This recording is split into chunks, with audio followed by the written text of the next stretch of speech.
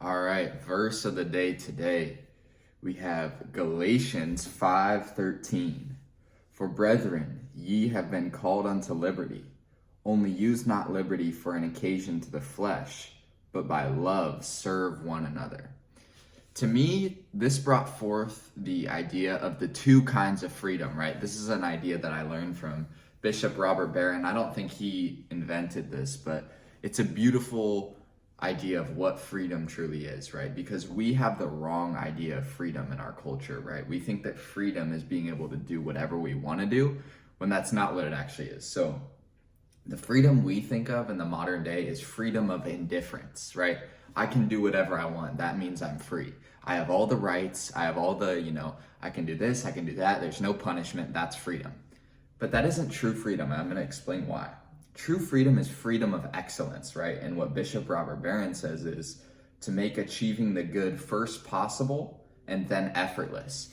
So I'm going to take the example, again, this is all from Bishop Robert Barron, of speaking a language, right? So you might say, freedom is being able to do whatever I want. But if you think about that, it doesn't make any sense.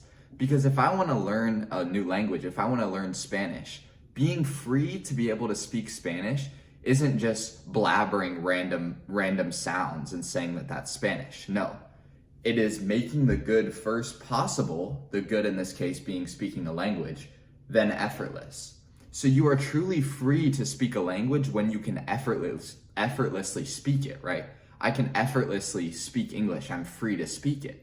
Whereas if I spoke Italian, I wouldn't be free to speak English unless I had learned the rules of English and I follow them, right?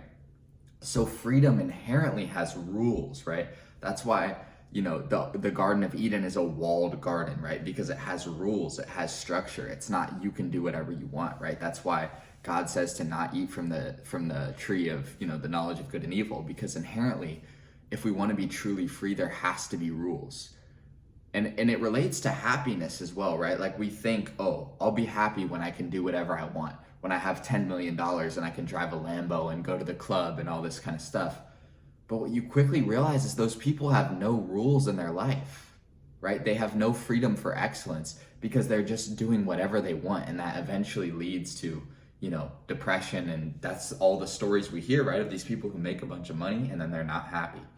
But when we have that freedom for excellence, when we understand that there are divine rules, and if we stay within those rules, we can have the freedom to become the best people we possibly can. So yeah, that's today's verse of the day.